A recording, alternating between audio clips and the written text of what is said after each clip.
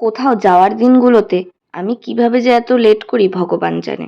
এদিন তো বাড়িতে রান্না হয়ে যাওয়ার পরেও আমি খেয়ে বেরোতে পারিনি। আমার জন্য আমার বড় খেতে পারেনি। এমন না যে ও খুব আগে আগে রেডি হয়ে যায়, ও সেই আমার মতোই ঢিক ঢিক ঢিক ঢিক করেই চলে। তাড়াহুড়া করে আমরা বেরিয়ে পড়লাম, আমরা একটা রিলেটিভের বাড়ি যাব তাই। এবার ওর না এত খিদে পেয়ে গেছে, ও রাস্তা থেকেই কচুরি খেয়ে নিয়েছে। আর এই যে মিষ্টির দোকানের বাইরে দেখি এক আকাশ শালিক পাখি।